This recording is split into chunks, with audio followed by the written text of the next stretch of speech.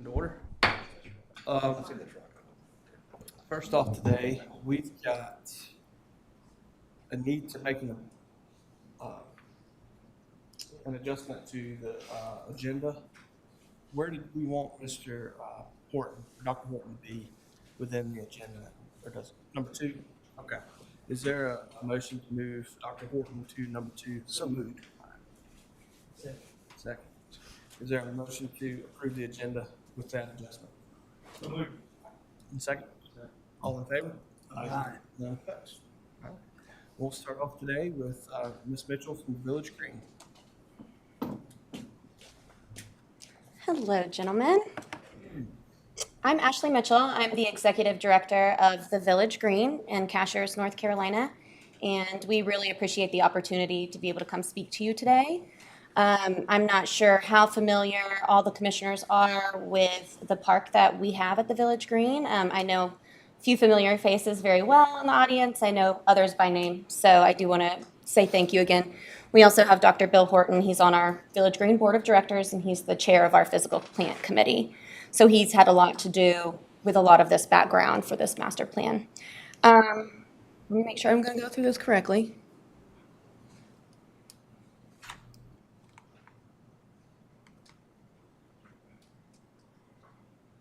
Maybe. Okay. It may just be easier with the mouse. There's a mouse here. Okay, cool. All right. Well, so just a brief, I've got 10 minutes. I'll take your time, and then I'd like to open it for some question and answer because I'm sure there are questions. So the Village Green began in 1992, and we've been operational since 1992, so that's 32 years ago. And it started with a small parcel of land that was donated by Al Ballestieri and a number of friends in the community to protect that real heart of Cashiers geographically. Then it expanded over the years with Mr. Pulley, and his family donated a large portion, so almost 10 more acres over the years. And his family started the Carolee Pulley Park, which is where our playground is. And then a number of structures were donated, time and money were donated to build the gazebo, which is what you see at the crossroads right when you come in. That's where we have our big Cashiers Valley Leaf Festival, where we have all of the Christmas lights that are up for 2.5 months. It's where we have a number of other holiday events. And then in 2013, we split from the Village Conservancy and officially began the Village Green. So we have had the property since 1992, officially became a 501c3 in 2013. And our most recent accomplishment with a fundraising goal and a great capital improvement is we finished the 700 linear foot boardwalk that runs north to south throughout the park. And it's a raised boardwalk that's completely compliant with Army Corps standards, Department of Environmental Quality. We had to meet a lot of things because the wetlands is protected within the park, and it's a national and wild scenic river through there. So I have some cute pictures through here. So this picture right here is the 4th of July last year, and the Village Green, we really are the hub of the community for all of our Cashiers events.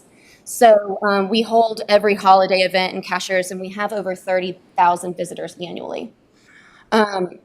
We are funded through basically corporate sponsorships, individual donations, then large grant funders.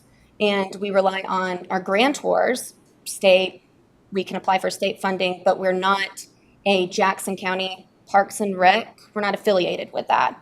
So unfortunately, we are excluded from like a PARTIF grant application and process. We can't apply for that since we're a private nonprofit 501c3.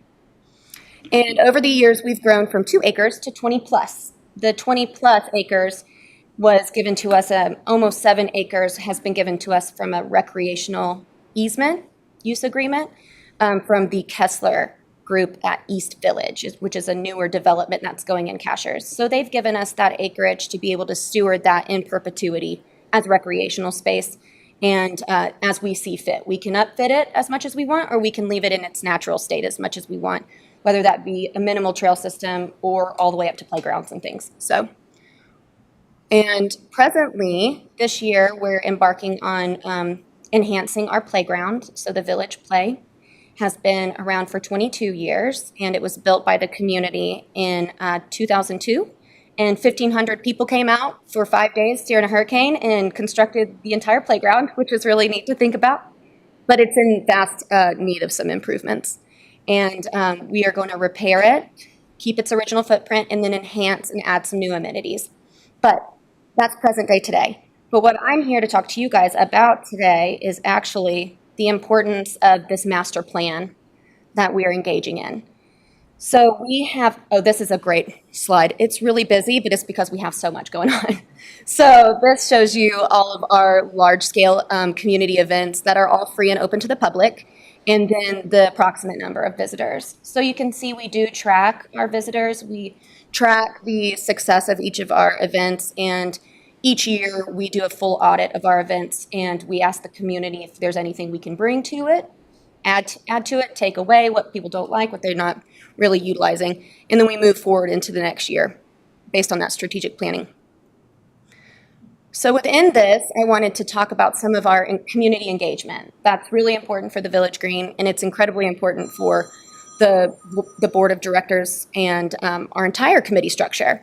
So we did a large-scale community engagement survey last year, and it helped our board move into a 3, 5, 7-year strategic planning process, and it really guided the decisions made. So as you can see, restoring and enhancing structures and preserving and protecting the park were the two micro level, once you got down into the minutia, what the community really wants. So to us, that meant that we needed to embark on more of a master plan that was really hyper-focused on our grounds. So like I said, we have a number of structures. All of them are over 20 years old. Some of them are 30 years old, and they have been minimally repaired over the years. So we know we're getting up there in age, and we're gonna really need a good assessment structurally of what we have going on, as well as infrastructurally. So that means water lines, that means sewer capacity, that means electrical grid, and where electrical lines lie within our grounds and how we can enhance that.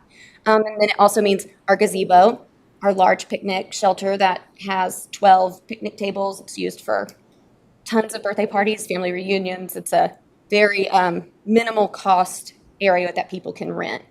And then we have our small picnic shelters, our entire playground. We have the boardwalk, which was just redone. We're not going to be doing anything with that anytime soon.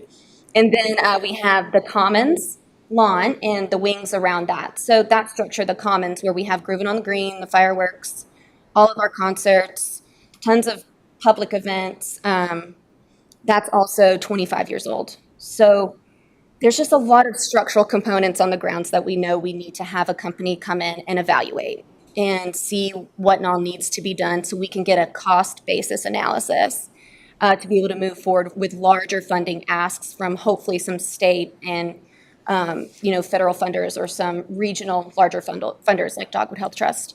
So the board of directors engaged in a RFP process with Withers Ravenel as well as Equinox Environmental, and we decided to go with Equinox. The board voted to move forward with them. We work with them already on a lot of our planning efforts within the park. They're working with us on the recreational space at the East Village, and they have come up with a proposal for us to accept, and it will deliver an existing conditions of the current structures and grounds, the ordinance and permit review, the master plan's visions, goals, objectives, as well as a detailed map, a detailed scope, all the permitting requirements, and then architectural renderings.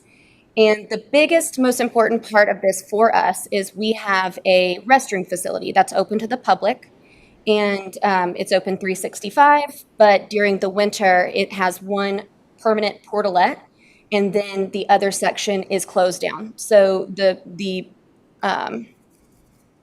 sewer, not the sewer, what am I saying?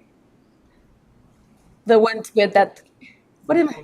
Or the wastewater? No, the portalette is pumped throughout the year and it's closed during the season, but then, the septic, anything that has like plumbing, it's all closed down because it's not winterized. And so what we're hoping to do there is so that needs to go away because there's no use in upfitting it. It's not It's not going to be able to be retrofitted without all of the all of the foundation being taken up and new plumbing ran throughout as well as electrics. So we really can't upfit the current structure, or so we've looked into, but we'll hear more from Equinox about that. But we're hoping to be able to bring the Cashers community, some plumbed, all year round, all season, open to the public restrooms. So the ultimate goal of the master plan is to get a very, very broad overview of everything, all the current conditions in the grounds, but really hyper focusing on our structures and particularly those public restrooms. We feel that we have all the community events. The parking lot is open from dawn to dusk, and people use the restrooms consistently. And we really think that it's a great public utility and a public amenity that deserves some consideration. And to be able to do that, though, we are having to do the master plan with Equinox, and we have secured $35,000 in funding. And we're asking today, the Village Green is asking the commissioners today to consider funding the remainder of that balance. So $35,000, a dollar for dollar match of what's been raised currently. The hope from this is to create that master plan Yes. for further fundraising. Mm-hmm. Which should have the master plan will have the architectural renderings. It won't have the specific architectural scope completely, but it'll have a cost estimate. It'll give some recommendations for architects to use in the area and construction firms to move forward with. So they're going to give us all of that preliminary information so then we can move forward. That list, that busy list that Ashley had was, doesn't do justice to the other entities that use that. Veterans have their Memorial Veterans Day events there. Rotary uses that. Churches Right. use it. You couldn't even put all the usage and organizations in that community that utilizes that facility. Yeah, we had 282 days of community events. So those can be ran by the Village Green or they're run by other community partners. So other nonprofits, other community organizations utilize the grounds all the time. What was the cost of the boardwalk? The boardwalk, including landscaping, ended up being $735. Has that been raised? Oh, yeah, yeah. We still have all of that funding has been utilized to build out, and then our last phase is just finishing that landscaping around it. And we have a very consistent track record of capital campaigns where we've been extremely successful. So the Lewis Hall was completed in 2019, and that was a $4.2 million campaign that utilized all sources of funding, and that was raised in 3 years. So, On your master plan, do you have kind of a rough estimate of what you're thinking all of implementation will cost? New bathrooms, I guess it kind of depends on the structure, obviously, but if you were have to like the cost to replace. yeah. So we've looked at a few projects in the area that have recently been bidded on or almost to completion, and it's looking for 2 stalls, male, female, that's plumbed for all season, and a small storage space behind that for our utility needs and our infrastructure needs for our grounds crew. We're looking at $650 to $750. That's probably maybe a conservative estimate. It depends on if we're doing any bells and whistles or if it's just going to be, a public amenity that's better than it was. So, Ms. Fox, if we decided to fund that 35, where would you recommend the money come from? Well, the grant request is in the upcoming budget proposal. Okay. But it would come from buildings.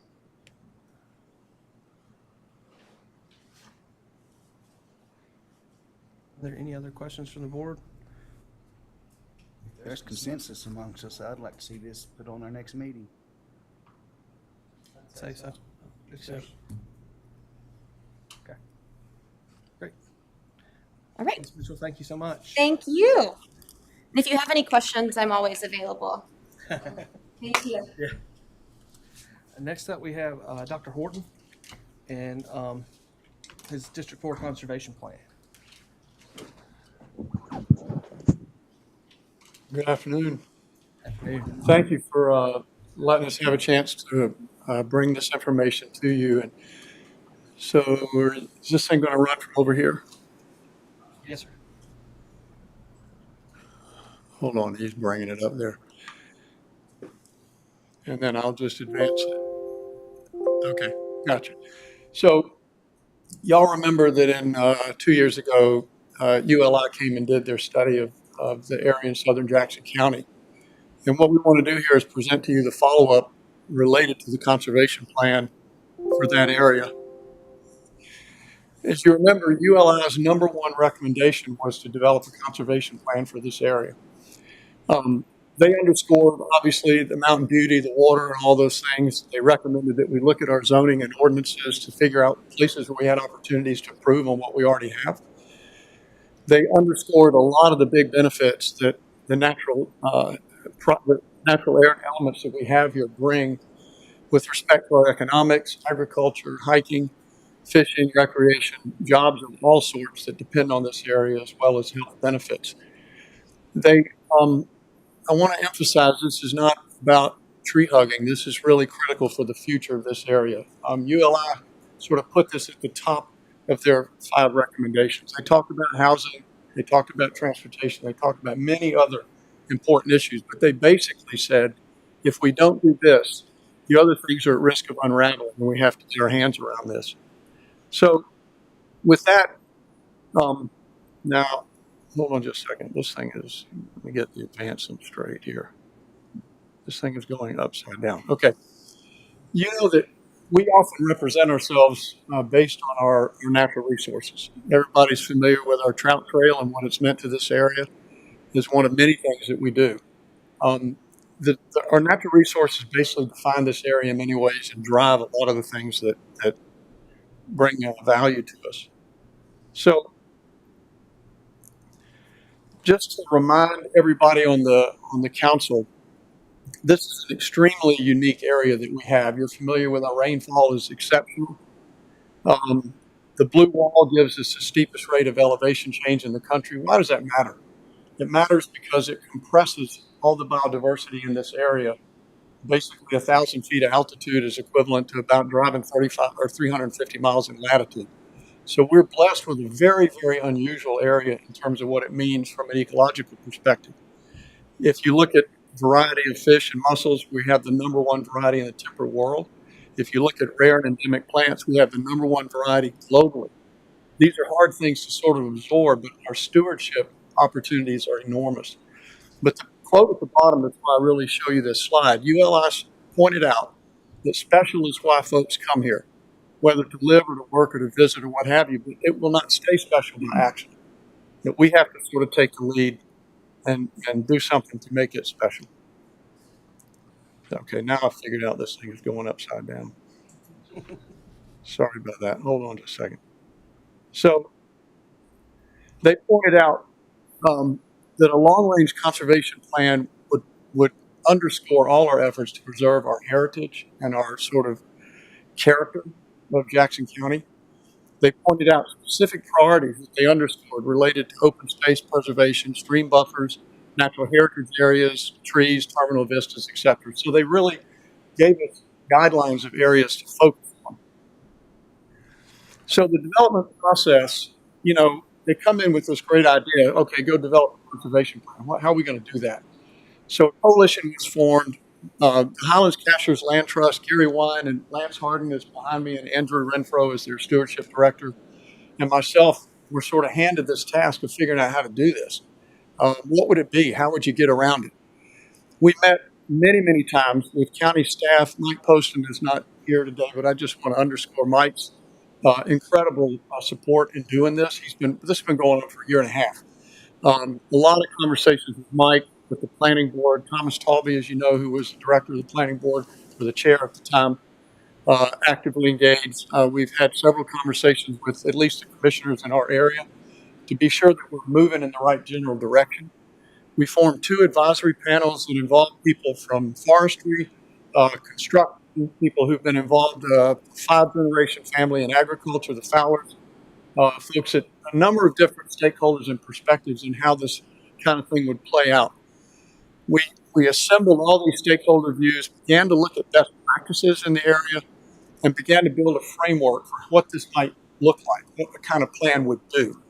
And I underscored that yellow is we're now at the stage of developing a professional document for the county to give us a blueprint of what is this conservation plan going to have in it that's developed by professional folks. The next step beyond that, of course, would be to go back through the Jackson County Planning Board and then ultimately to the commission for your review and deliberation, with the intent that initially to hopefully adopt it for District 4 as a scope that's reasonable, but the intent would be that this could be leveraged for all the districts within Jackson County to the extent that would be desired. So that's kind of how we proceeded. I want to underscore with you from a land management perspective, we looked at a lot of land management considerations and practical considerations. So watersheds, managed areas, whether it's the Forest Service or natural heritage areas, conservation easements, these are all things we have to take into account. And connectivity is really important when we start thinking about whether it's agricultural land or other land uses. How does that connectivity feed into this kind of plan? And then we need to be really mindful of balancing private, rights and public rights, incentives as well as any regulations, uses, land uses in particular, as well as infrastructure needs, where we have unincorporated or incorporated areas. And then, of course, the most important one at the bottom was county control versus things that are under the state or federal jurisdiction. Nobody wanted to go do something that's going to require big activity at the level of Raleigh. The idea was if the county has control and the county's interested in getting deeper into this, these are opportunity areas we can take advantage of. That's how we approached it. And so I just want to show you two pictures. The star is at the crossroads of 107 and 64 in southern Jackson County. The colors are the watersheds. The pink one to the right is a horse pasture. The brown one to the bottom is the Chattooga. And the blue one to the top is the Tuckasegee. All of y'all probably know this by heart. But we have three of the most pristine and critical watersheds in the eastern United States that all flow out of Jackson County. And that's an amazing opportunity to build from. We also mapped managed areas, and this is just for the Cashers Township. This same mapping will be done throughout all of District 4, but I just wanted to sort of show you, we have here both the Forest Service, other managed lands, natural heritage designated areas. When you start doing mapping like this, you begin to see puzzle piece holes, and you begin to understand opportunities both for connectivity or special land uses, where they would fit better, where there are more concentrated opportunities for conservation efforts, and where it's not as appropriate. So this is the kind of mapping that we would do as an underpinning of this. Then we sat down and spent a lot of time with Mike in the planning department in particular to figure out where are the best opportunity areas. And the four that you see at the top that are in bold were the four areas where we basically settled down and said, these are areas where the county has jurisdiction, the county has the capability to do something. A lot of what we do, we have a great water recharge ordinance already, but we have opportunity to enhance it. We have opportunities to improve it. And so basically those four areas related to our watersheds, buffer expansions where appropriate, open spaces in terms of designation of type, density, or use, dark sky benefits. Those are four areas where the county has basically control, and there seems to be opportunity that we can up our game even beyond where we are in response to ULI's call for us to develop this plan. Now, the bottom three, tree protection, viewshed, and strategic parcels, I've got ULI written out the side of those. Those are areas that ULI underscored. But in our discussions with Mike and the rest of the county group, and this is something that will be ongoing discussion over the next several months, those are areas that you said the county's not in a good position necessarily to deal with, maybe not comfortable from a scoping perspective. There's still things to be considered, but probably not as easy things to tackle. So we've got them on the radar, but they're not sort of top priority, if you will. The approach to this is to scope it as a District 4 initiative with the goal of adopting it to the other districts in the county to the extent that the other districts wish to do that.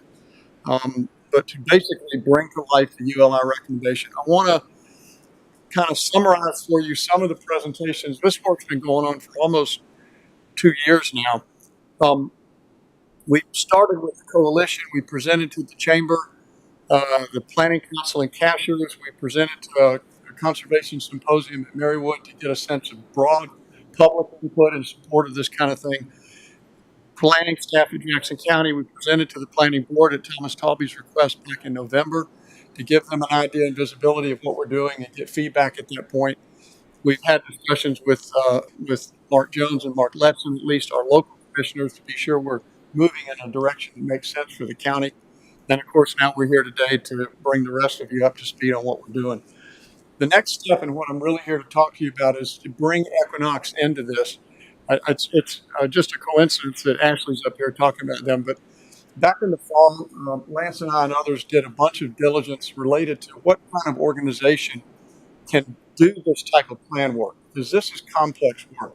Yes, it's conservation, environmental stuff. There's legal stuff. There's understanding codes and ordinance. There's engineering issues. There's a lot of layers to this that are much more than just the natural history piece of this.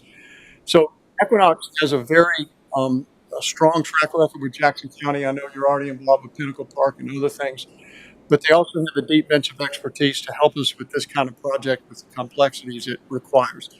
The final deliverable would be the conservation plan with policy recommendations prioritized for you as the commission to deliberate on and decide if you want to accept them, modify them, whatever you want to do. The total cost for this thing to be done is $167,000. It requires 6 stages to do this. It'll take a year to complete it. So that's kind of the broad overview. I want to quickly just expose you to what the proposal elements are so you understand what's in there. They're going to form a steering committee, and then underneath that there will be a key stakeholder group, about 5 or 6 people from each of the townships within District 4. The steering committee composition is still open. Obviously, we would need to talk with the county about anybody that's critical from the county perspective. But those 2 groups would be primarily early reflectors for Equinox as they're moving through the priorities and discussion. They're going to do a deep inventory, resources and analysis of opportunities across all these things that we've talked about. Mapping and data analysis, they're going to do a deep code and ordinance review, looking for opportunities for improvement, best practices that we can build on. Then they're going to do case studies, looking at communities that have tried this and blown it, or tried this and been successful. What were the elements that created those happening? And there's a lot of public engagement, public surveys broadly as a part of doing all this. I want to be sure you understand the operational structure that we're needing to do. So this coalition that was formed to tackle this ULI request to develop this proposal, it's not a 501c3. So a large organization called Mountain Tree is serving as our fiscal agent. They will be the organization that will handle the funds that come in and go to Equinox.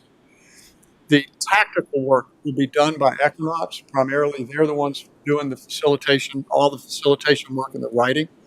They'll be supported by the steering committee, by the Howlands Cashers Land Trust. The OSI stands for Open Space Institute. Some of you may know about this. It's a large national organization that has done hundreds of conservation plans across the country.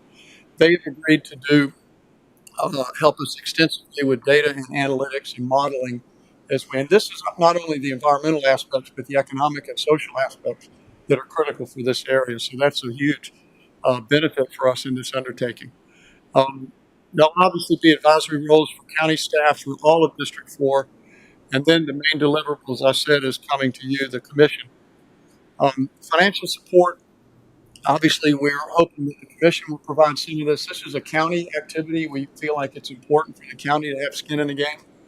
TDA, the Community Foundation of Western North Carolina, we've been in long conversations with Tara Schultz there. They're well aware of this and ready for us to submit grants to them.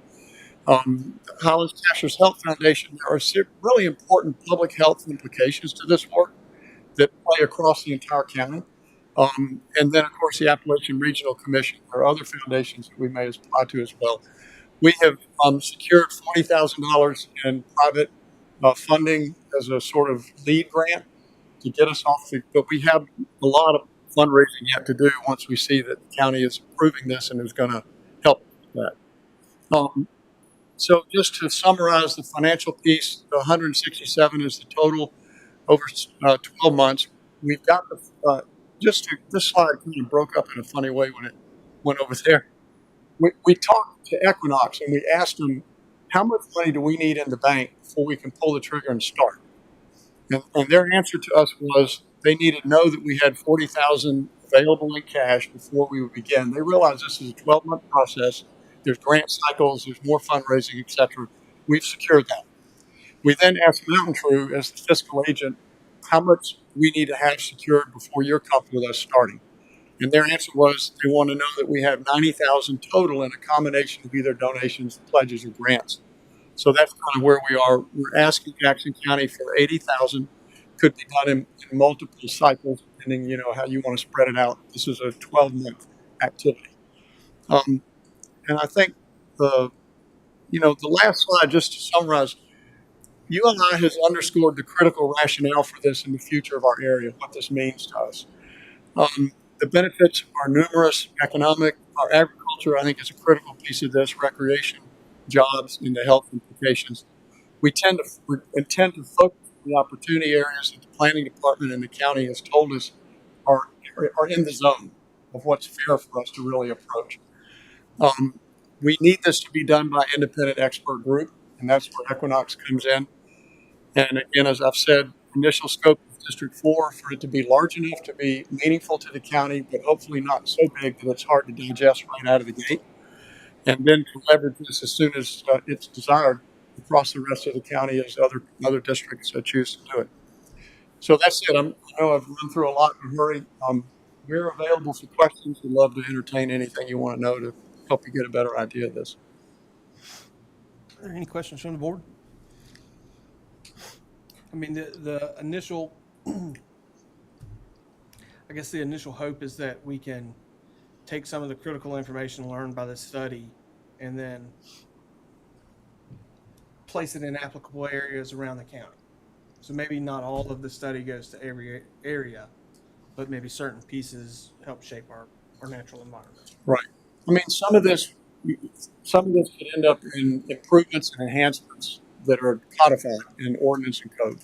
Others would be policy recommendations. It would be guiding policy best practices that the commission and the rest of the staff and the board could use as guidelines if they come up with new problems in the next year or two and they're trying to solve for things. Those kind of best practices and policy recommendations would be, a roadmap to move forward from here. Any additional questions from the board? I mean, I don't think so. Good presentation. A lot of information. Well, a lot's happened in almost 2 years, and we wanted to at least give you an appropriate overview of sort of why this is even happening and the work that's been done behind it to this day. Good job. All Levians that have been involved. I don't really have a question, but I got a comment. You don't really realize how important water protection and water recharge is to our community, particularly with the Tuckasegee River. That river, which is about 60 miles long, is beautiful. It provides recreation, economic activities, just endless, and protecting that precious river is very important. I know that recently TWASA looked into getting as part of the multi-billion-dollar Forever Chemical lawsuit, and we independently tested the Tuckasegee River in 2 places because it is the water source for TWASA as well as Western Carolina and others. But the test came back so low. That river is so clean and pure, we could not even participate. And there was some latitude in participating in that lawsuit, which would have ended up some funds. But our river is good or bad. Our river is so clean, we're nowhere close to even participating in that. But protecting that river, when we did the Greenway dedication, I've got to speak, and I spoke on the Tuckasegee and had a little bit more information than I can provide today off the top of my head, just on how important that is. So I think that component of this project is crucial to Jackson County, the water control and erosion needs and such. Darlene, with this kind of a project, and doing it across multiple cycles if desired, would that help at all, or is that something we would rather just go ahead and um, move this to a full funding if the board sees fit? Well, if it's a 12-month period, you might as well do the full, Yeah. at this point. And with this support, we would be able to pull that trigger very soon. Is that correct? If the county support, Yeah, yeah. But the 40,000 lead pledge donation that we have is contingent on, they just said, we just want to be sure the county and some others are doing this and then, you know, that the county behind it, supportive of it, that the county's got skin in the game and then they're ready to go. And then, of course, the other grants we're going to put in, Community Foundation, Western North Carolina, and others are all imminent if we get a green light that this is something the commission wants us to pursue. I feel like there's consensus. Anything you want to add?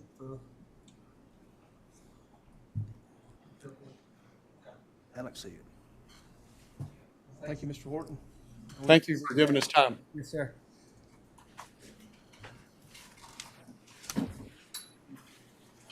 Moving on now to Mr. Hawk and the 4-H club activities.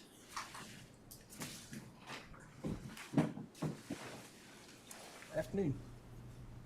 Good afternoon, Chairman, Commissioners, and County Manager, and good to be here.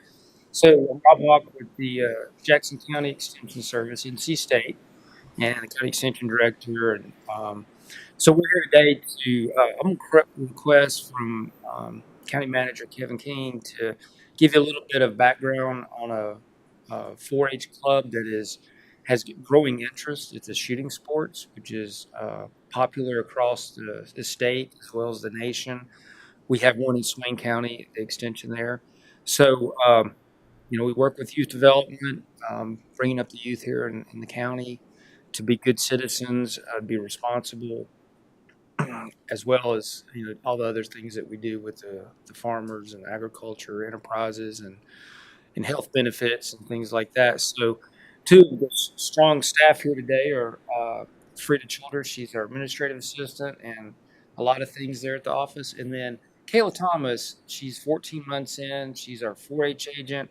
And when the community comes to us with some type of need, whether it's agriculture or youth development, we try to meet that. So she's had a large request, which she'll tell you about, with the shooting sports. And I'm going to let her come up.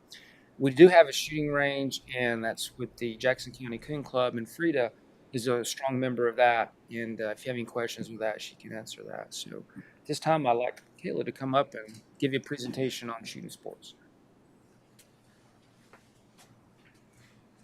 Good afternoon. Yeah. All right. So I just wrote up my little blurb so that I had everything down and didn't have to go off the top of my head. So the Jackson County 4-H Shooting Sports Club is called Gritty Triggers, and it will be starting its first season this year. You'll be offering a riflery and a shotgun program for youth ages 8 to 18. So a 4-H Shooting Sports Club has proven to be in high demand in our county. Since I started 14 months ago, there have been many families that have contacted 4-H, either showing interest in a shooting sports club or just directly requesting one. And Smoky Mountain High School has helped meet that demand by providing shooting sports opportunities to its students, but it only serves youth between 14 and 18 that attend Smoky Mountain. So this new club would fill a gap in our community as it allows youth throughout the county between 8 and 18 to participate in shooting sports on a competitive level. So this provides an opportunity for younger kids who have a passion for shooting sports or who may want to explore extracurricular activities other than traditional sports. The North Carolina 4-H Shooting Sports Program is a high-quality program that promotes positive youth development by engaging youth in the safe, responsible use of firearms through comprehensive education, lifelong recreation, and healthy competition. It uses a prevention education model that strongly emphasizes positive youth-adult interaction and peer leadership. It creates an environment for a caring relationship between a young person and a significant adult, which for Jackson County are our adult instructors. These activities provide the opportunity for immediate gratification to the youth members and satisfaction and self-worth to the adult leader who acts as teacher and role model for the youth. The shooting sports program relies on certified instructors to conduct classes in the various disciplines, which in North Carolina are archery, pistol, shotgun, muzzle loading, rifle, and wildlife hunting. But in our program this year, we're just doing rifle and shotgun as we get started. Our program is overseen by the administration of myself. I'm the Jackson County 4-H agent, and it will be guided and delivered by 2 adult instructors who have been certified by the North Carolina 4-H Shooting Sports Coordinator, registered in the 4-H online system, and endorsed as volunteers through the North Carolina Cooperative Extension background check process. They have undergone training in the National 4-H Shooting Sports Volunteer Curriculum, which is North Carolina 4-H's established adult teaching curriculum for training adults to teach youth shooting sports within the 4-H program. They have completed state-level 4-H shooting sports workshops in their specific disciplines that they will be teaching, and they also accept and abide by the National 4-H Shooting Sports Code of Ethics. So our club will have a written risk management plan, which includes our emergency action plan, our club insurance, a description of safe storage and transportation of firearms and ammunition, state-level reloading policies, accident reporting forms, required personal protection equipment of participants, parental consents, and the health and emergency contacts of participants. This plan models the National 4-H Shooting Sports Committee best management practices of a 4-H shooting sports program. The club is also compliant with the Youth Handgun Safety Act. So the club's first meeting is on May 30th, and it will be an orientation to the club as well as a safety training. And as of right now, we have about 30 kids signed up, which is really high for a 4-H club that's just starting. The club will then practice 6 times throughout the summer on first and third Mondays of the month on the Jackson County Coon Hunters Association property to prepare for the 4-H district competition in Polk County on August 10th. At each practice, club participants will be supervised not only by our instructors, but also by our safety officer volunteers, which are parents who have enrolled as volunteers to help with our club. And they're all going to be background checked. For this first year, participants will use their personal firearms while we fundraise in order to purchase ones that 4-H can own for the future seasons. In our rifle program, participants will shoot small bore rifle, 22 long range, and in our shotgun program, participants will shoot 12 gauge or 20 gauge. Our club is on track to be a chartered 4-H club this year, meaning that we will have youth officers, business meetings, and bylaws. We will complete a community service project each year, and participants will participate in additional 4-H activities. So our office and the Jackson County community at large is very excited to start this program, and we're looking forward to a safe, fun opportunity for our youth to explore their interest and passion in shooting sports. That's great. Is there still time to sign up? There is. Is there space available? There is. Yes. How do we go to sign up? And So you could email me, and I can send you a form that you can fill out, and it's registered. So I could give you my card if you'd like. Yeah. if there's a volunteer that wants to be involved, how do they do that? Like if there's a parent that wants to be certified 4-H, volunteer. Yeah, they can also email me, and I can get them all enrolled in 4-H online, and we'll do the background check process and the reference checks and the online training, and then they'll be enrolled as a volunteer. For the firearms, is there any specifications that you can send me? Because I might know a firearms manufacturer willing to donate. Oh, Is you trying to fundraise? Yes. Yeah, we were planning to have all of the participants bring their own firearms this year, but we have already talked about another company that wants to donate. So it's really good news, and we would love to have a donation. So I'm not really that familiar on firearms, but our volunteers are very familiar, so I can get you some information. There's you want a bolt action, Yeah. 3-shot, whatever, or single shot. I'm sure some of the hunting supply places around here would May wanna probably donate as help well, out. Right. ammo or Yeah. rifles. Okay. Yeah, I can give any of you my cards, and you can just send me an email, and we can get going on this This is conversation. a wonderful program. I think it's a great program. Yeah, I think it's really good for Yeah. Jackson County. Yep. Since the press is listening and public out there, you might want to announce your contact information or your email. Okay. Yeah, our office phone number is 828-586-4009, and my email is kayla_thomas@ncsu.edu. Yes. It's good. If we can get you some help, I think that there's nothing but positive things that come from this. Yeah. Yep. It should have happened a long time ago. Yeah. Yeah. Absolutely. Right. We had archery in the past, but never firearms, so. Archery's really taken off at schools as well, and we had a couple of children go to Louisville last week from Summit and compete on a national, I guess not national, more regional, like extended regional district, kind of southeast level for their Okay. spots at the national competition wherever it's at. So Yeah. it's really taken off, and I think it's teaching a lot about patience and composure and resiliency. Safety. Safety. Yeah. Mm-hmm. That's the priority. And Jackson County finished up the archery range last year. Yep. Right above the rec center there. And they have it in in Cashers Cullowhee. now as Oh, well. they have one in Cashers too? It's kind of a temporary, Nice. but it Got the electric offers that. thing, the target that brings back to you and everything. So, yeah, all you got to do is call the rec center and Set it up. set it up. Yep.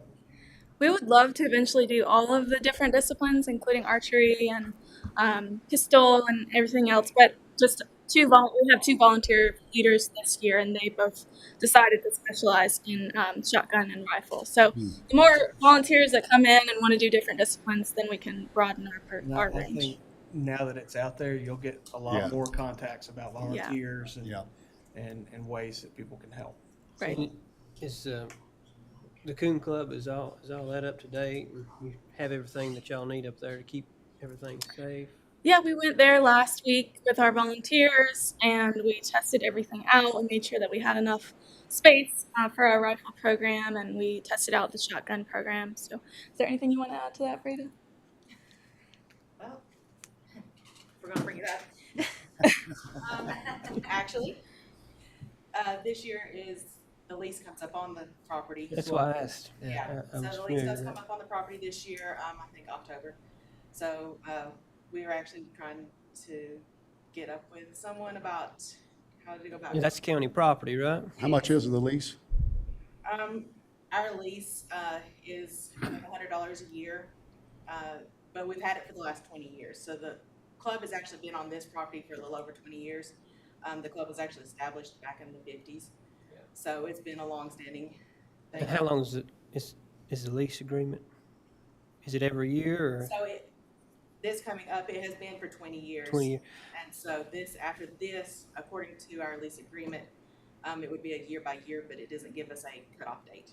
So, Well, I think we need to revisit that and maybe do another 20 or 25 years. Yeah, that way this Right. is Or 50. solid. Yeah. Yeah. yeah, Lock it in. yeah. If they're allowing 4-H club, other places to use it, Well, I said $1 a year lease. growing up, the Coon Club meant a lot to me. I went several times with my grandpa there, so I'd like to see it continue to grow and everything. That's why I asked about the Coon Club. So Yeah, I'm and- glad you brought that up. We still have very active membership, not as many as we used to, Right, of course, but we still have very active membership. We have a lot of activities going on. We're adding 2 every year. We have some opportunities to get some grants to fix our water race pond that we have up there. Is it still there? It is, and so it would also benefit 4-H and everything if we can get some of the grants to fix up too. Anything y'all need, I think, come see us and we'll try to help any way we We can. appreciate that, and we're glad to work with 4-H. We're really happy to be able to work with them actually, and it helps that I'm kind of in the same office. It did work out very well for us. Yeah.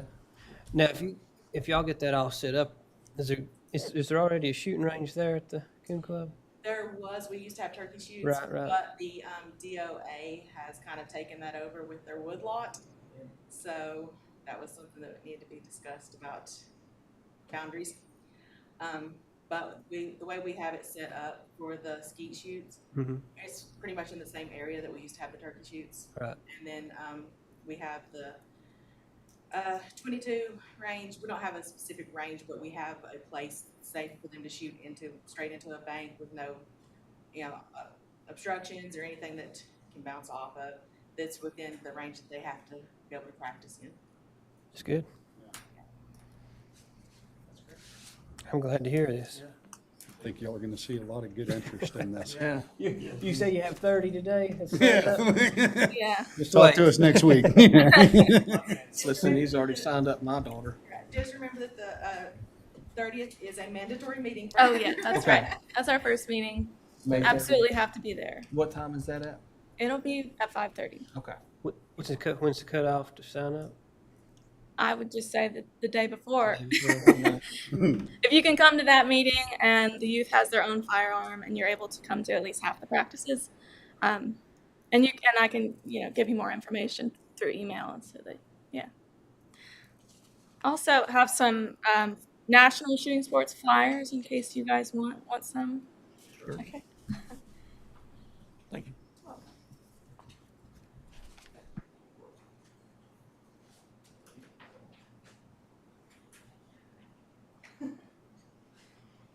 All right. Anything else?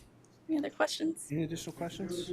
Yeah, thank you. What was your name? My name's Kayla Thomas. Kayla, and what's Frida Childers. Childers? Yeah. Tell Bruce Bryson that I get to work. I'll tell him. All right. Thank you, guys. Thank you. All right, moving on now to Ms. Lippard and the Medicaid tobacco-free policy.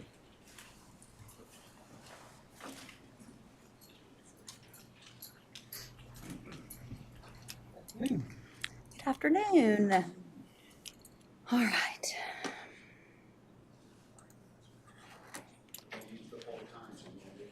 It's fine. I hope not. I hope to be brief. All right. So I'm here today to present on the North Carolina Medicaid tobacco-free policy requirement. This goes into effect on July 1st, 2024. And in order to be in compliance with Medicaid, we are one of the facilities that must be 100% tobacco-free campus. These requirements apply to both Medicaid and state-funded service providers. And in order for us to continue billing for Medicaid services, we must make this change to be in compliance. This is just an example of what a sign might look like at the building. If you would like to look later, this link right here goes to the North Carolina Medicaid Bulletin that goes into a little bit more detail about what Medicaid is requiring. But I'll try to provide a pretty good synopsis for you here. So you might be wondering why Medicaid is implementing this policy. So this slide just kind of talks about the benefits of being tobacco-free. It's one of the number one preventable causes of death and disability among Medicaid beneficiaries. So in the end, it's going to save taxpayer dollars if we can save spending for Medicaid beneficiaries. And so that's how Medicaid came to wanting to implement the tobacco-free policy requirements. And also you can see the last bullet there that the Surgeon General has found there's no safe level of secondhand smoke. All right, so this chart breaks down here the different requirements that Medicaid set forward. You can see in that first column on the left, this applies to health departments. So you can see some of the other service providers that are covered under this 100% tobacco-free. There were a couple of facilities that were only given partial requirement, or then some that were not giving any of the requirement. So you can see down here the different aspects of the tobacco-free policy. It must apply to all property under the program's control, whether we rent or own. So this means buildings, grounds, vehicles must be tobacco-free. Tobacco is not just smoking, so it's also vaping, other electronic or heated, and also smokeless tobacco products. And then one of the other requirements is that there is not a designated area, outdoors or indoors, for tobacco use, and that we cannot accept donations or distribute any tobacco products. I left this slide here just because I think we're traditionally used to hearing smoke-free, and just wanted to throw this out there as a reminder that tobacco is not just smoking. It comes in many forms now, and so this just lists out all the different forms of tobacco that would also be included as part of this policy. Similar on this slide. So what this means for local health departments, as I stated earlier, we are required to implement this policy by July 1st. It must include building, grounds, and vehicles. Currently, there is a county policy for buildings and vehicles that they must be tobacco-free. And the health department currently operates under a tobacco-free policy with a 50-foot parameter. This was something we had to put in place, I think back in 2011 for an accreditation requirement, and that's our state accreditation for public health. So now we're asking to be moving from a 50-foot parameter to a tobacco-free campus. Our partners at Mountain Wise, they're the ones who helped put this information together for me. And then they can also provide tobacco-free signage and also technical support. So another requirement for Medicaid, in addition to implementing the policy, we must also make sure that we provide referrals or services for our staff and community members if they choose to be tobacco-free, and help them seek treatment if they so choose.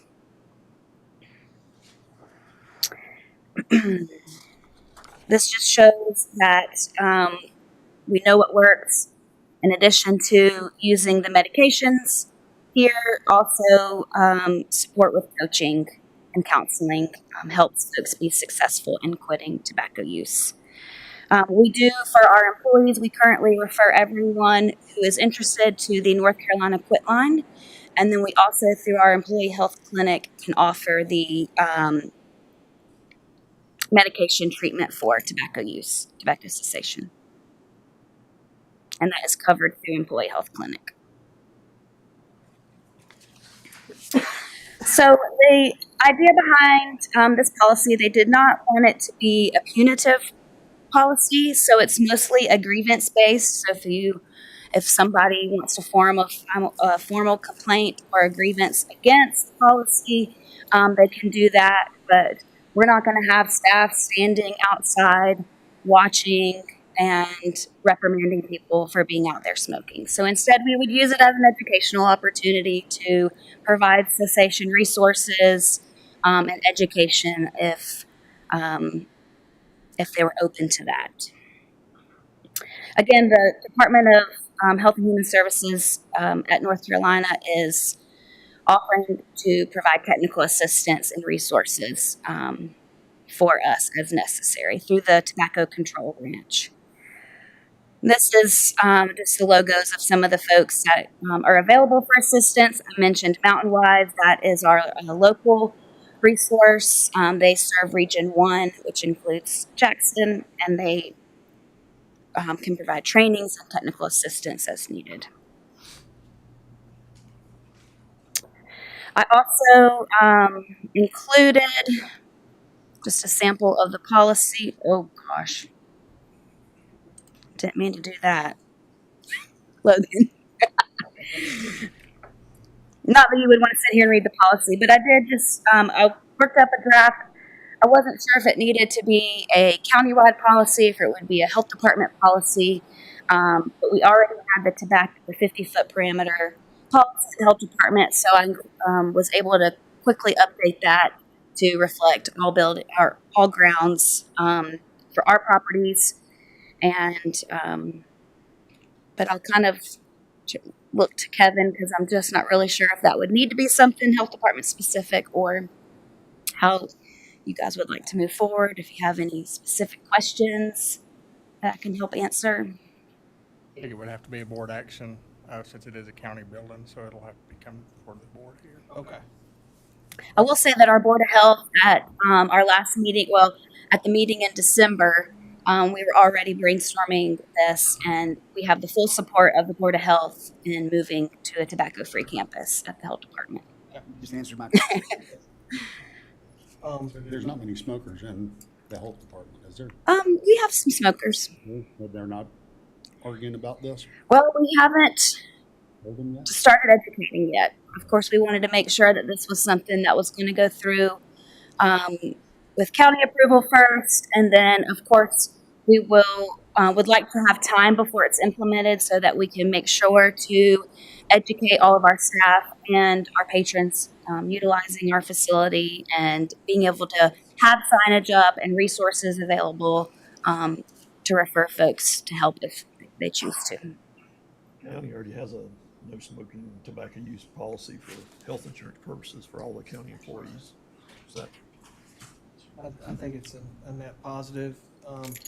Few people may be upset, but this is something that's going to keep us accredited. And I mean, We don't want to be out of compliance with Medicaid, you know? 20 years ago, so it's been a net positive. You can be our poster child. You don't want that. What about patches? Do y'all give patches away for free or anything? We can get prescriptions for folks through the employee health clinic. So for employees specifically, yes, we can make sure that any of those medicated assisted treatments are available. We don't unfortunately have access to resources to do that for anyone in the community.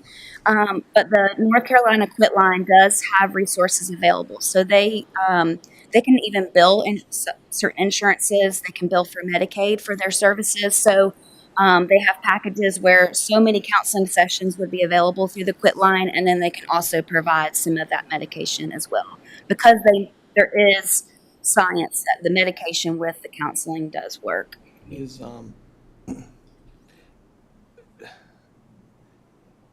my fear is that people will get into their cars and smoke. Is there and it's not just employees. I think it's just general public. Yeah. We're not going to be like approaching those vehicles or anything. Okay. No, and and the way we you can look at your leisure, but the way we wrote it into the policy is that we would, if we see someone, if the staff felt comfortable, they could then approach the person, or they can tell their supervisor, or they can report to me as the health director, and we can go from there. It's more about education. It's not really about that punitive response. Yes. Hey, we have resources. Exactly. This is a tobacco-free campus. Feel free to drive around and come back if you need to use your tobacco products. I know that we have, that there's a road near us that folks can walk down. So long as they're off our property, we should be in compliance. Okay. That's great.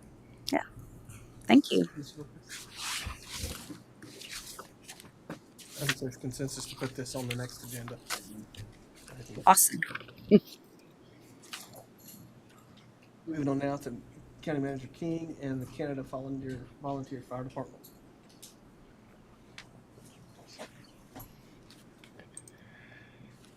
So last month I had a conversation with the Canada Fire Department about how to use their facility, and it was brought up that they would like to acquire or lease the entire facility and then be the fiduciary on the renting out the space or giving the space to the community for the community club.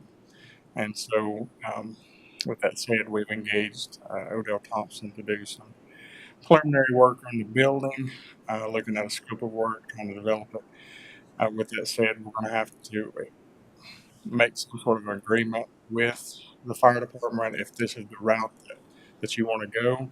And that way it gives Odell a kind of a way to, when he starts the analysis, to turn the office areas in the middle over to the fire department to kind of make a better flow instead of having them separated. So this is why I did ask the county fire department to send us a letter.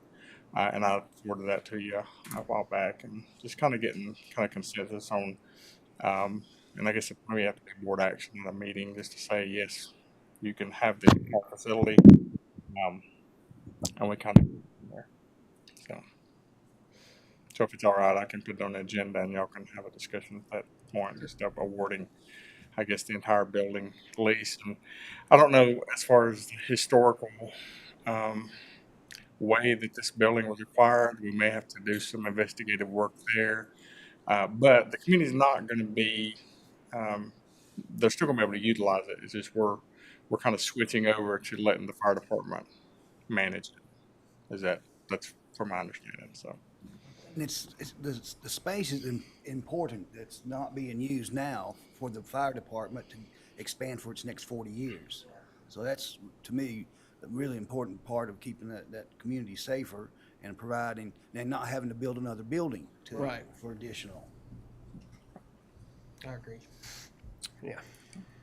So I think having a copy of what a lease might look like and putting that up for the next agenda would be what we would want.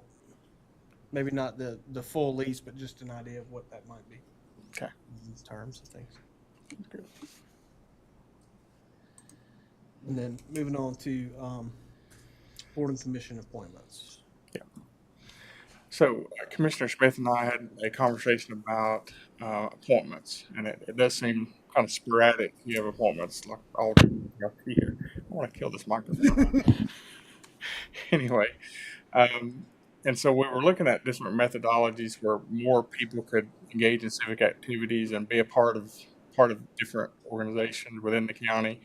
And just looking at it, I did engage T. Campbell group, John and Deborah, discussing kind of how we would do that. How would we align them, either having all of them appointed in June, or maybe half in June and half in December. And then that way we can publicize, like in a paper, several months before that time period to get more and more people involved in these organizations. And so without having to go back to each individual bylaws of each individual group that this board has created throughout the years, we were looking at one instrument to be created to kind of do like a blanket approach.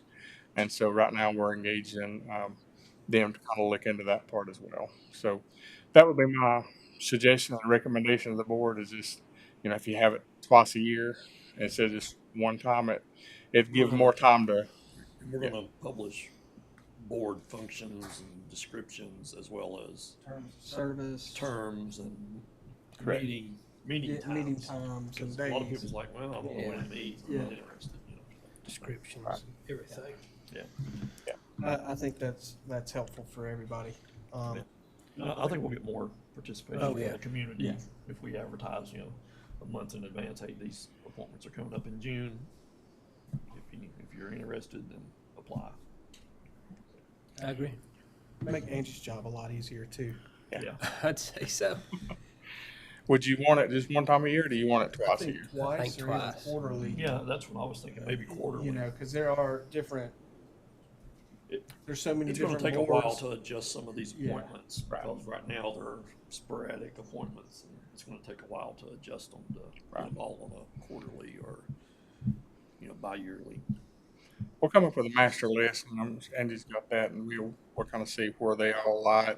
It's kind of interesting to see some of the boards are like you'll have half of the membership in like December, the other half in April. So I don't know how they were all. It's kind of Then if you how they were formed. So. wind up kind of like what we had in the fall, where you have someone that says I no longer want to serve anymore, and then you get so they start at different times just because of that. But, I think getting them as a core to 1 to 4 different times of the year, or 2 to 4 times of the year, then Yeah. we're moving on a calendar that's a little bit better. Keep them on a term, even though if they start 6 months late, they still have that deadline when they have to be reappointed. Yeah. And we do that to a certain Yeah. extent. Some of them. Fill an expired term. Yeah. I will say historically, I think this has been tried before, from my understanding, back in 2010, 2011. They were trying to kind of make all boards be actually, I think it was June 30th. They were trying to do everybody June 30th. That's a lot. So that's a lot of people. Yeah. But yeah, it would definitely make it easy for Angie. So. I think at least quarterly or biannually is fine. Okay. I don't think we need to Sounds good. make it too complicated. Yeah. Great. Is there any additional business for today? If not, I'll seek a motion. Oh, yay, budgets. Oh, Darlene was ready. I almost had my hand on the gavel and everything. This is updating request, Uh-oh. what, after we went through and met with everybody. Right. We're still meeting next Thursday. Thursday. All day. Budget. I don't think it'll be all day, but. Well, there's, in the back of that book, there is a schedule, and it's basically all day. To 3:50. What's for lunch? I don't know, whatever you'd like to have. That's the wrong person, right?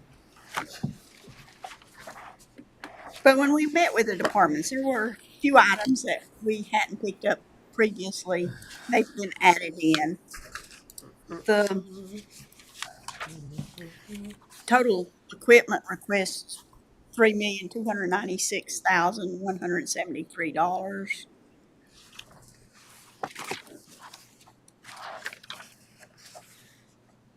The total capital improvements is $4,548,699.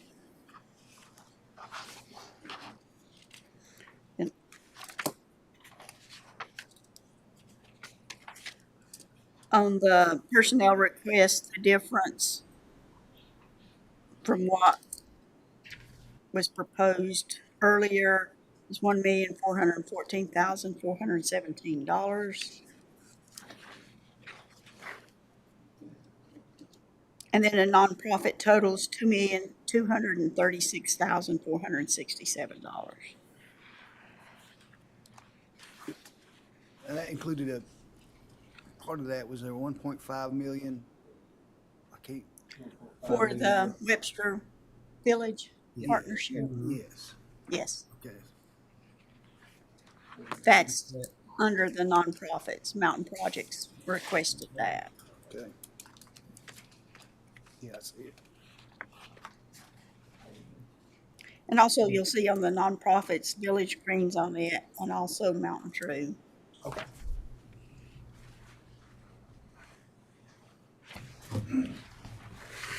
What was didn't we talk about the Mark Watson paving a little bit? There were some issues with whether or not we actually wanted to pave it because it may be concrete that we do in-house. That's what I was. Because of the- That's what kind of we're leaning toward. We're leaning toward looking at county labor and just utilizing concrete. Make it long. So what is that Mark Watson Park paving 400,000 gonna stay in there? Is that, or is this- That's the request. That's the request, I know, but, That will change. yeah, okay.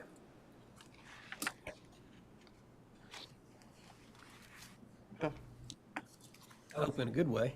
It is, it's going down. It's going down. That was the potential savings we needed. What we plan to do is do some of the construction in the current year and then do the concrete next year. Guess you could do it in sections too, right? I mean, Yeah, concrete. It'll have to be done in sections, usually a phased approach. So Yeah. probably do the parking lot and then worry about the roadway. wasn't some of it redone? It has been redone and it keeps breaking. It was concrete originally and then it was paved over. Right. Do we know if it was totally graded and pulled out of there and just asphalt over top of it? It's being tested. Yeah, I was wondering about the same thing because those parking lots, I guess, they're the same still. They're kind of like a They are. stepped. So that's where all the potholes are pretty much at. So there's no telling what's under it. Yeah. That and down next to where the restrooms are, that's terrible. Yeah. Yeah. But going in, it seems like that's pretty. Paid the archery range at $100,000. Geez, that seems like a lot of money for not that much. We're at now the archery range. Yeah. How long is it? And keep in mind, these are the requests that we received. Oh, okay, so these aren't actually. No. bids numbers? Okay. That's 100-yard ducks and maybe 2 or 3 parking spots.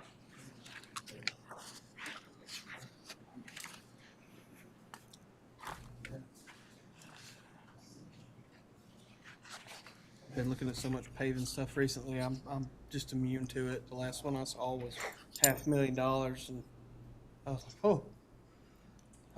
So the public information officer for administration, Sheriff. well, for administration and sheriff.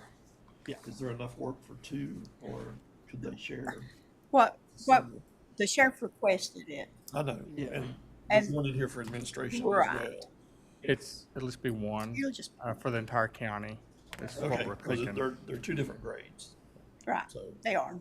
okay, that's what I was getting at, whether we actually needed 2 people. It'll be one. Okay, but they'll fall under administrative, not necessarily the sheriff. Right. Okay. For all departments. All right, thank you. And on the sheriff's office, I see they're requesting new positions. How many positions do they have that's vacant right now? They've still got several that's vacant. What I thought. Probably 5 to 7. They have filled a few in the last couple of weeks.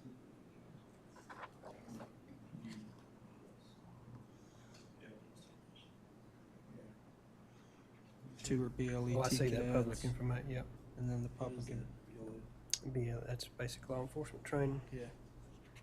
Cadets. What happens to the leftover money from those vacancies? But yeah. It reverts to fund balance, To, to our fund balance. that's good news. Yeah. They filled the final deputy position last week of the ones that were approved last year. So out of that 5, what's available? Is it Just just the idea? a variety, detective, detention and deputies mainly. Deputies. Yep. So they have deputies.